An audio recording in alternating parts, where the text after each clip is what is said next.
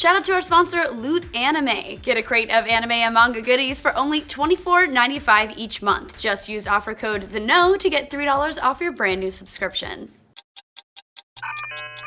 Welcome to The Know, I'm Meg Turney. And I'm Ryan Haywood. The set is moving today, so we're on a new barn set. Shut up, cow. All right, we're good. All right, let's move on. The hive mind has spoken, everyone. Uncharted 4 is the second coming of video games, and if you step out of line, you're gonna have yourself a problem. Yeah, the Washington Post dared to give everyone's favorite Indiana Jones wannabe a low score of 4 out of 10, and fans are now petitioning to get the score removed from Metacritic. But let's just be clear, they didn't give it that score. What does that mean? We're gonna get into that. By the way, video game reviews, clearly the thing petitions were created for. Hope.org. Yes. Is this simply some fanboys getting their PlayStation underoos in a twist? For the most part, yeah, but it does bring up a discussion about whether or not video games can be objectively reviewed at all, which we'll be presenting both sides of the argument. To the best of our abilities. On to the drama itself. The Washington Post's review of Uncharted 4 was, well, not very kind, to put it gently. For starters, the subtitle of the review was, "This 4-part series should have ended after part 1. Ooh, ouch. The review, written by longtime video game critic Michael Thompson, criticizes the series' successful formula, saying, "The Uncharted games have never excelled at storytelling. Instead, they've used it as an accompaniment to overwhelming visual technology. The games have always struck me as garish more than gorgeous." They haven't excelled at storytelling. It's a movie that you play. It's like the one game we all say is a movie you play. Whatever. Everybody has their opinion. Thompson goes on to write that the best part of the game is at the beginning, and then basically shits all over what the series tries to do in general. Did he play 2? It was fucking fantastic. I mean, there's a lot of just hopping on rocks.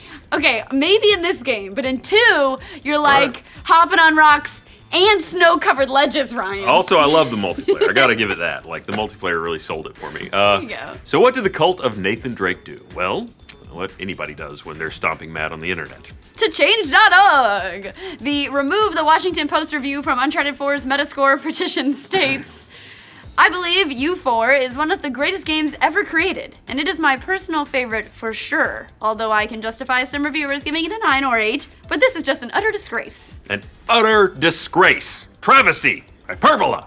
Yeah. There's so many more layers we're gonna get to. Hyperbole. Yes. To be honest, the real travesty is Sam Drake's hairline here, everyone. Hey. That was a snap, but yeah, it's an even better level. The petition goes on to say that developers deserve more respect than this review gives them, and is sort of juvenile in its attempts to respond to the Washington Post's critiques. Yet somehow, the petition gained some traction. Hell yeah, believe it or not. The interwebs. It's already jumped to around 7,000 signatures at the time of writing, and was even promoted by Sam's voice actor, Troy Baker. It is kind of unfortunate that Troy Baker decided to get involved with this whole thing, especially considering that Thompson, who wrote the original contested article, is now being given a lot of crap about it on Twitter. Baker did, however, issue a sort of retraction to his support, saying sometimes he gets overprotective of his work, which is something I think we can all understand. True, though internet retractions never work. No, and also he was shitting on someone else's work that they would be protective of. We're not going to defend the petition itself at all because it's pretty absurd and kind of hilarious, but this whole situation does bring up an interesting point about how Metacritic handles its review scores. Now, weirdly enough, the Washington Post's review barely goes into any detail at all about the game, past opening flashback missions. It mostly just talks about the series as a whole, with only one paragraph talking about this game specifically. The review is barely 900 or so words, most of which just summarize the fact that Uncharted is a game that you play. If you're curious, that makes the review a fair bit shorter than most of the No videos. Yes, and Eddy is sad, I think, of that fact. Also odd, there's no score on the review itself. So again, remember when we said it gave it a 4 out of 10? They didn't. They didn't give it a score at all, and that's really what's got fans so upset. With Metacritic, you don't have to have a score attached to your review for Metacritic's listing to have a score next to it. You simply submit what your score would be if you were to give it one. Thereby giving it a score? Call me old-fashioned.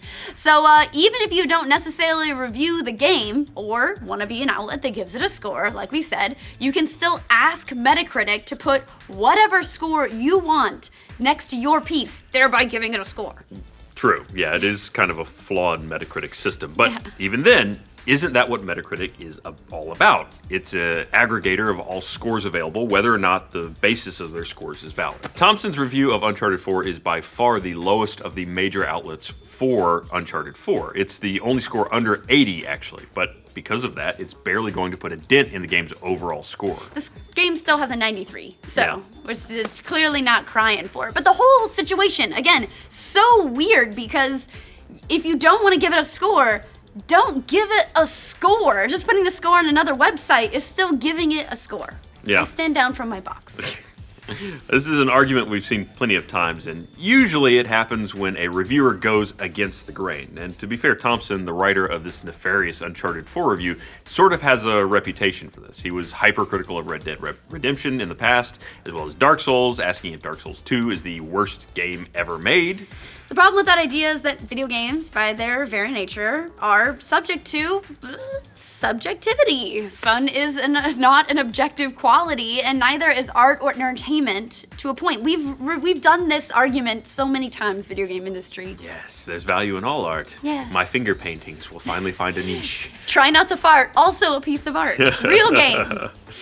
Video games are unique in terms of entertainment in that they're both a software product and art at the same time. When reviewing a book, for instance, a critic very rarely has to consider whether or not the book actually works. Yeah. As like, can you open it? The pages the were stuck cover fell off together. immediately. So yes, the critic can objectively review the software components of a game and whether or not they work as advertised. Is the game buggy? Does it control well? Do the systems play nice together? Is the UI intuitive, etc., etc.?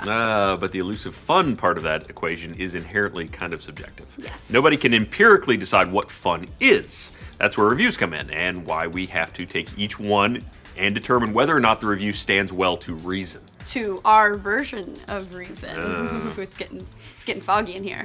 And really, that's where Thompson's critique of Uncharted 4 falls short for most people. It makes a lot of very general claims about Uncharted as a series without actually backing them up with any sort of evidence or in any sort of meaningful way.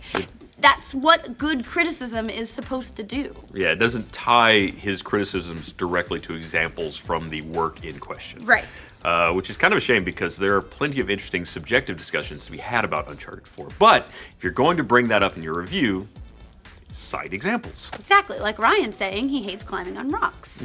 It's an example. I'm fine with climbing on rocks, but all day, every day. Right. One less rock. He'd put that in his review if he were writing one. And while it's a shame that reviews can negatively affect a game's score on Metacritic, at the end of the day, it typically balances out. I mean, one crazy offshoot. That's why they're called outliers. It doesn't really like tank the whole score. You don't need to go running in Nathan Drake's defense or make a change.org petition to get things changed on Metacritic. It gets so far down there. The game really speaks really well for itself overall. Yeah, I don't think anybody's going to take one score and go, oh, well, it's not worth buying. And it wasn't even a score. I mean, that's like the craziest part It of is this a score. drama. It becomes a score. It's a score, He but gave it it's a like score. a score he didn't feel standing He up John to. Williams that bitch. He did, but he was like, he Hans Zimmered it, but he was like, I'm gonna Hans Zimmer it out of the movie. You gotta go to the special features to see my score. It's true. What do you guys think of Uncharted 4's review drama? I'll take your line. Let us You know take it. in the comments down below. I'll say this other thing. Like, Okay. for more video game review drama, like this video and subscribe to the Know. Thanks to Loot Anime for sponsoring this update. Loot Anime sends you over $60 worth of cool stuff starting at just $24.95 each month. Each crate has a theme, and this month's theme is Unity. It's the power of teamwork, kids.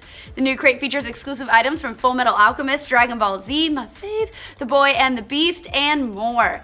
Just use offer code THEKNOW to get $3 off a brand new subscription. And get it before it's gone, though, because they usually sell out.